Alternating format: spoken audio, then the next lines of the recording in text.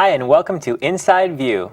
I'm your host, Joel Metzger, and joining me today is Lori Norton, who's the Chief Administrative Officer for Calaveras County. Welcome. Thanks for having me. It's great to have you on for the very first time since you took over about 3 months ago. Started in this position in the middle of May, so it's been almost exactly 3 months. And how is it going so far? It's going well. Clearly have had a lot of challenges in that 3 months, but have a great board, have great staff, very excited about being here. I think it's going very well. Good, good. Well, I look forward to having you back in the next year and getting another report at that time. But until we get to the meat of this interview, be afraid. I am slightly nervous. I just wanted to give the viewers a chance to get to know you a little bit. So take me back to where you were born. I was actually born in Ventura County, which at the time I was born in Ventura County was very much like Calaveras County, very much an agricultural community. Grew up in the Las Posas Valley and spent all of my youth in Ventura County. Actually spent all of my formative years in Ventura County. Didn't leave there until moving to Sonoma County about 10 years ago. Wow. Now, were you inland or were you near the coastline? I actually grew up in Las Posas Valley, so that's the valley outside of Camarillo, Somas area. You don't see it as you're heading down the 101. It's a nice little gem of an agricultural area. I have always seen avocados growing down there. Was that common where you were? A lot of avocados, a lot of strawberries. Again, at the time I was growing up, it was very much an agricultural area. Now, unfortunately, a lot of paving over, so you don't see as much agriculture there, which is one of the reasons that I left that area. Okay, so that's kind of in your roots, that ag. It is. Love for it ag. Is. So tell me, as you moved through school and you got through high school, did you have an idea, okay, I want to do college and I want to do this with my life? I actually didn't have a plan as much as I would like to say that I did. I actually got involved in public service very early in life. How early? And very early, both my parents were civil servants. My dad was in the military and then became a civil servant. My mom also worked civil service, so public service is kind of in my genes. So I knew very early on that was probably what I was going to do in life, and started out volunteering in a number of different ways. And ultimately, as I made my way through school and entered college, I still had that idea in the back of my mind. Interestingly, I actually got my break in public service in a fun way. I was at the time doing a lot of sailboat racing and was acting as ballast for the city manager of a very small city in Ventura County, the city of Port Hueneme. And the city manager, whom I was acting as ballast for, invited me to apply for a job at the city of Port Hueneme. So I did, and that's how I got my start in public sector employment. So you were a sailboat racer? I was. How big were the boats? His was actually 42 foot, which is Whoa. big. I did most of my sailboat racing on 18-foot Hobie cats, Okay. which are catamarans. Very cool. Yeah, Very cool. yeah. Do you ever watch America's Cup at all? Do you? I do not. I don't have a television. Am not a TV watcher. So no, but of course very interested. We went down as they were starting to set up the races, and very interested and fascinated. But Okay. I haven't raced sailboats for a long time. Well, as everyone knows, no public servant should have a TV because you're too busy serving the public, right? Thank you. That's perfect. That's it. That's okay. the reason. Boy, high bar there, Lori. Wow. Okay, so where'd you go to college? I actually went to a number of colleges and started a number, completed none. Okay. So kind of an interesting transition. I went to college at Cal Lutheran. I went to college in Santa Barbara, and found my way to public service, and again, never actually completed a college degree. What was your first job in public service where you kind of launched your career, which eventually landed you here?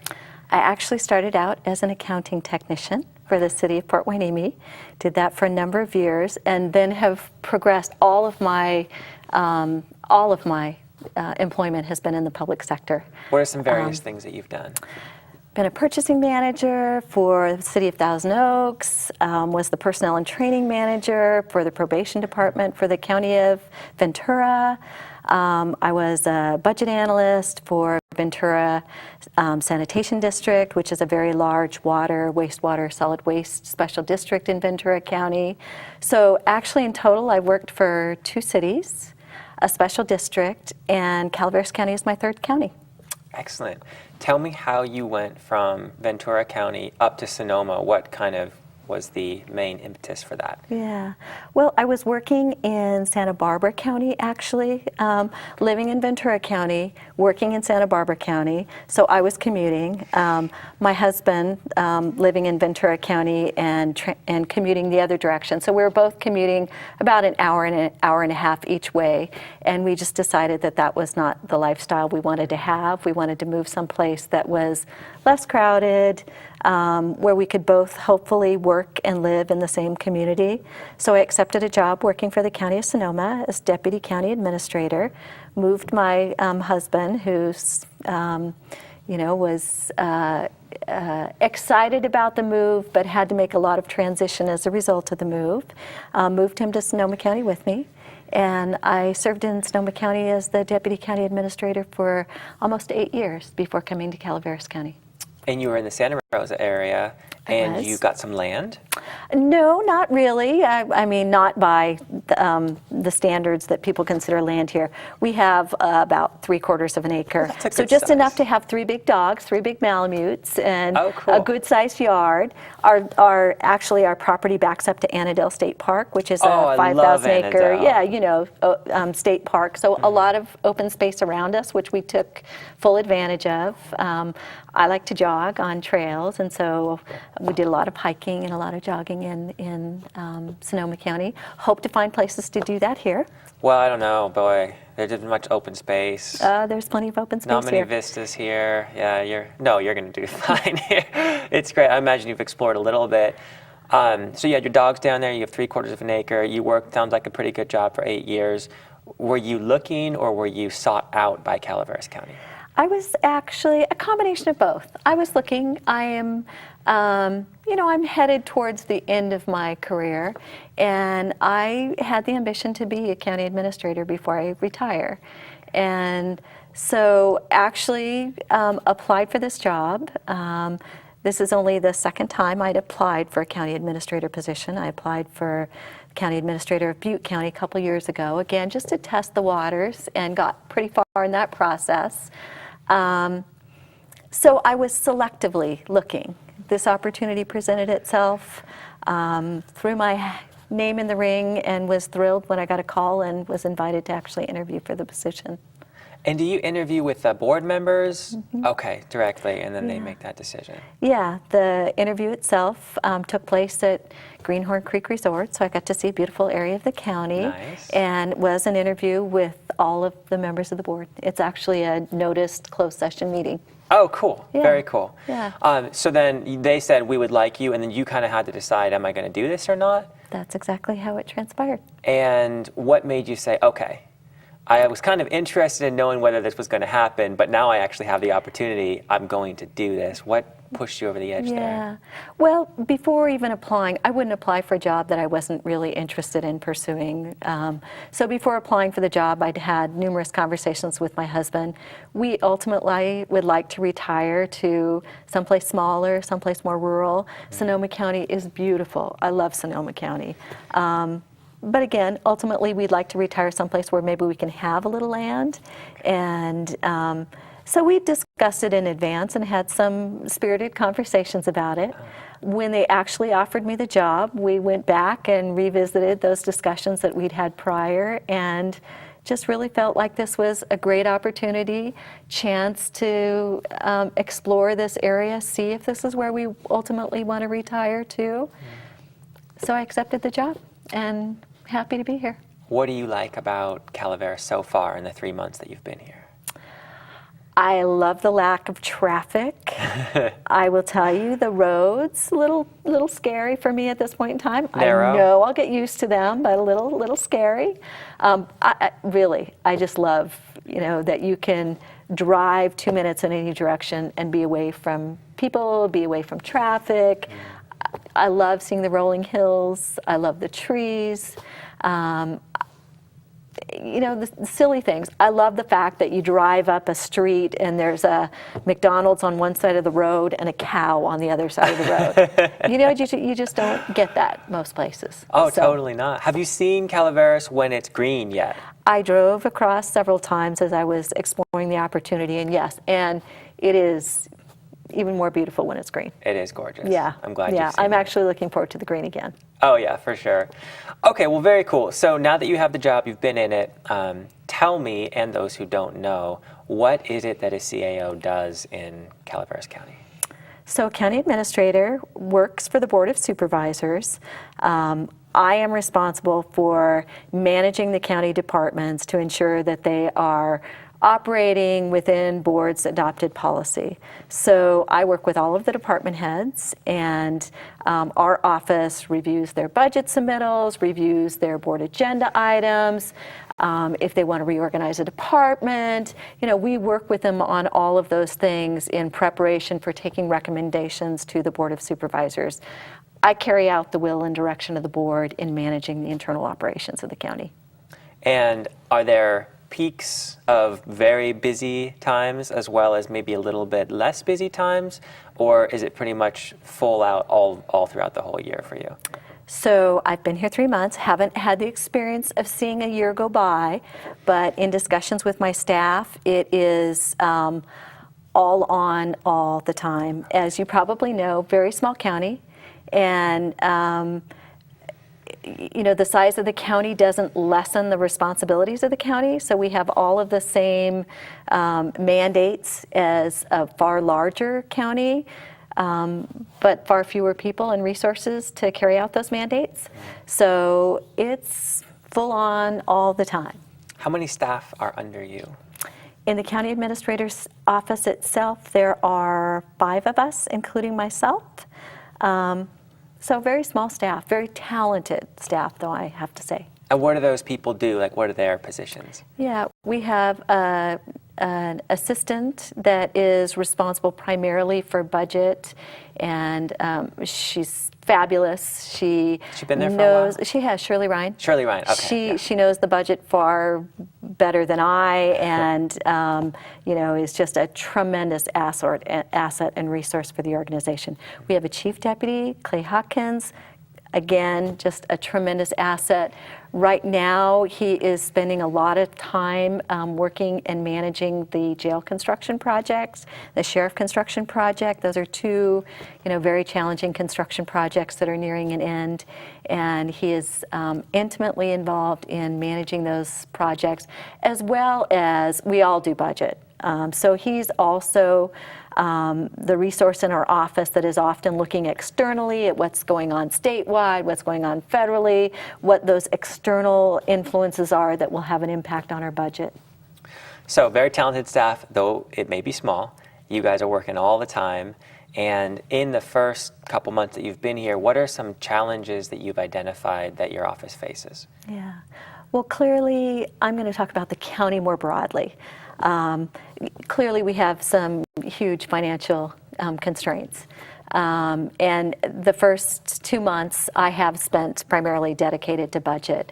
We are in the process, we're right now in between recommended budget, which goes to the board in June, and final budget, which goes to the board in September.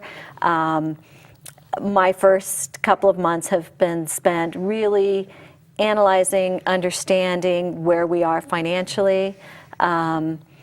Came into a situation, we've had a lot of changes in county administrators, as you probably know, and so I wanted to not just rely on my staff, I wanted to fully understand where we were financially, so I probably put them through a lot more than they may have appreciated at the moment, because again, I just really wanted to analyze and understand myself. I think the biggest challenges the county is facing are financial. That is a result, of course, of a number of other challenges. We really need to decide what we want to be as a county. Do we want to continue to be a very rural county? And if so, are we willing to accept some reduced service levels that come along with living in a rural community? My sense is that as more people are moving here from outside the area, they have expectations of a high level of service that they may have experienced somewhere else, like response times that are, equivalent to those in a suburban area. And to be able to finance that, we need to be looking at some economic development opportunities. We have to be thinking about what we want to be as a county. And again, if we want those higher level services, we've got to be looking at some growth opportunities, commercial, residential, retail. So what is, and this is always kind of the gray area, what is the role of the government in, once that determination has been made, facilitating that to come to fruition? It's an interesting question because clearly you'll hear in the boardroom that many of the community members believe it should be government hands-off, a market-driven approach. That is true, but the government has to lay the foundation. We have to have a general plan that allows for those types of developments. We have to put in place the infrastructure. I mean, if we're going to grow as a county and have some economic development, we're going to have some road improvements. We're going to have some better communication systems. Internet is not broadly available here in all places, and as you know, a lot of folks aren't going to be willing to relocate their businesses here if they can't have good communications. So we have a role. I see it as a partnership. Again, I think that we lay the foundation and allow the circumstances where the free market wants to move here and wants to develop here. Some things have to be in place for that to happen. They do. You So have to have definitely a sewer and water, partnership. and roads. And internet helps too. Yeah, it does. When we had fiber come through, so It is coming there's through like a now. there's a main Yeah. line that will be available within the next year? That is my understanding, and the main line, as I understand it, is coming up through Highway 4, across Angels Camp, across San Andreas, and then maybe to Jackson. So that still leaves an area of the county that may not be covered, and an area, Valley Springs area, for example, that may be one of those areas where economic development seems most practical. Yeah, so that's tough. But I mean, yeah. at least we have some, and maybe some of the local ISPs could grab that and then start wirelessly broadcasting Absolutely. it. So at least it Absolutely. gives some options. Absolutely. So much to talk about. Let's do a nitty-gritty budget discussion real quick, because I think people should be apprised of what's going on. So you said you wanted to understand the county's financial situation. What is the county's financial situation? So we have some general fund issues. You probably know that the budget in total is about $108 million. Only about 35 of that is general fund and really discretionary money that the board controls. We have a balanced budget this year, but in order to balance that budget, we had to draw a significant amount of money from our teeter fund, which is a one-time reserve fund. And so we're having to use one-time resources to fund ongoing expenses, and that to me is not sustainable for the county long term. So we need to do one of two things, because those are the only two options available to us: decrease our expenses or increase our revenues. The board has chosen to look at this year as an opportunity to increase resources, and I can tell you they are out there working hard, trying to attract economic development, trying to work with our land use staff to afford the opportunity for people to move here and start their businesses here, for the existing businesses to expand. So they're working hard on the revenue side. I'm hopeful that that is going to produce some good results. And next year we're going to have to be taking a hard look again at whether we are seeing additional revenues. If not, we're going to have to be cutting some expenses. So, one-time funds, lots of things, lots of people need money. Everyone needs money. Over the past several years, it's been cut, sometimes 15% or more across the board. So when you've been cut to the bone, and then you are asked to cut more, which unless these revenues increase over this next year, there will be another cut coming. Does it come down to personnel? 70% of our expenses are personnel costs. We provide service to the public, obviously, and that's human beings providing those services. So that is one of the difficult challenges. Our major expense is human resources. It's the people. So that gets to be very difficult then, I imagine. As a CAO, if you got to the point where you actually had to recommend cutting people, do you think that may happen if nothing changes with the county's revenue sources? I hope not. My long experience in local government tells me you can have fewer people and pay them more, or you can have more people and pay them less.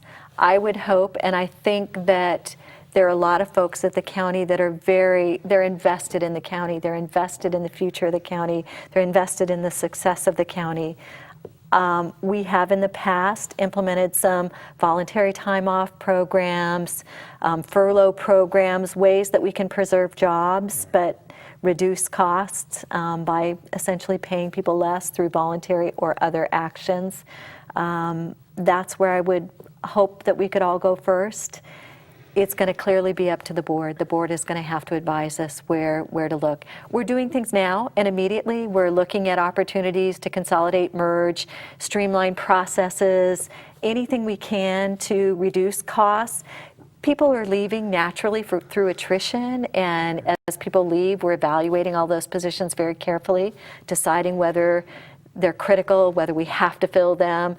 I think all the department heads are very aware of the financial situation, so we're making very prudent and thoughtful decisions about what to do when positions become vacant. So again, I'm hoping that through a number of different options, the last place I would go would be cutting positions, very honestly. Let's put it in financial terms. You projected next year that we could be facing some sort of deficit. I thought it was in the millions. $3 to $4 million. $3 to $4 million of a $30 million discretionary, roughly. Correct. So that's a pretty big chunk. It is. Okay. So it is. Definitely challenge there. It is. And then if it continues the year after, was it up to like 8 or 9? It grows over time. I think by 5 years out, it's up to the 8 or 9 level. Okay. And you know, it's very difficult to project over time. Our expenses are easier to project than our revenues because our expenses, again, are primarily salaries, so we know what kind of COLAs are built in, what kind of increases to anticipate. Revenues are far more challenging. Thankfully, we're seeing property taxes come back. That's a good thing. So I am hopeful, again, that we're going to see some increase in those revenues to reduce that gap. And, you know, at some point in time, we're going to have to look at expenses. So the biggest funder of the county would be property taxes. Property taxes. That's the largest discretionary. If this complete collapse starts to stabilize and, as you said, start to go back up, the faster that happens, the more money the county will have. That is true. I don't see that happening at the speed we need it to happen at. But in combination, you know, property tax is the largest revenue source, sales tax after that. Again, if we can develop some economic development opportunities, start getting some more jobs, have people spending more money in our community, it all helps. Bring 4 Walmarts in? No, I don't think that's what this community desires. We're talking reasonable development. My idea in that, because I know, you know, there are some folks that would like to see at least the opportunity to shop within our county for their basic needs. Like your clothes, maybe. Yes, yeah. And I'm not a shopper, so I'm not big on shopping, but you know, we had an instance the other day. I was in a meeting, and it was kind of a funny circumstance. One of our employees needed a pair of shoes and tried to stop in on the way to work to get a pair of shoes. And where do you go in San Andreas for a pair of shoes? So to meet the needs of the community, I can't see us thinking about, you know, becoming a regional center by any means that people are going to come to Calaveras to shop. But again, those basics that really are designed to meet the needs of our community.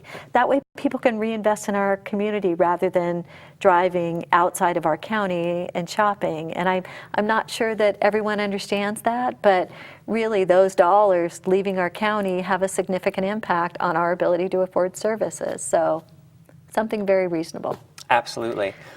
In the minutes that we have left, I wanted to know what it's like to put a lot of work, personally and your staff, into a recommended budget, and then have the board in a 4-1 vote say, we're not going to listen to you on this.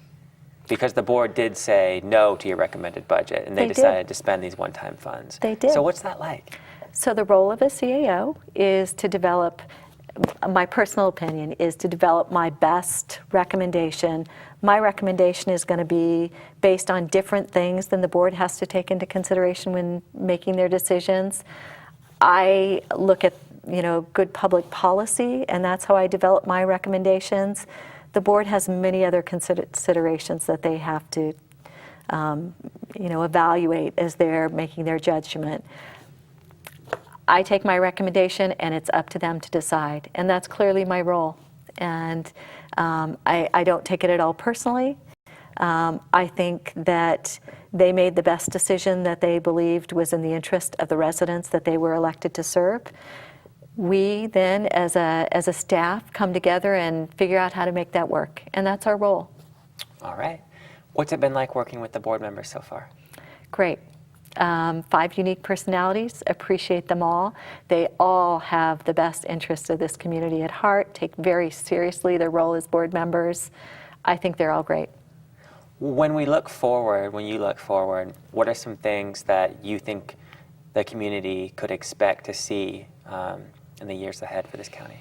Yeah, well, the biggest thing we really need to get all of our energy behind and get the update of the general plan approved. I mean, it to me is the biggest economic tool that the government has that can actually help. It helps the community to come together and decide what we want to be, because the land use, designations create that vision for the future, and it does give us the best tool to actually get some economic development working and on the ground. So that is what I think should be our #1 priority for the next couple of years. Going to have to do some work on budget. Clearly those two things go hand in hand, and I'm actually really excited about it. I think it's going to be very challenging, but who doesn't love a challenge? Well, I look forward to seeing what you and everyone in the county come up with, and I hope that we can have you back to talk more in depth about the general plan, perhaps down the road. But we're out of time for now, so if people want to get a hold of you or your office, how would they go about doing that? I'm in the county administrator's office at the Government Center in San Andreas. My door is always open. I welcome folks that want to come in and chat, and happy to meet with them. All right. Well, thank you so much for joining me. Thanks for having me. And thank you for joining me on this edition of Inside View.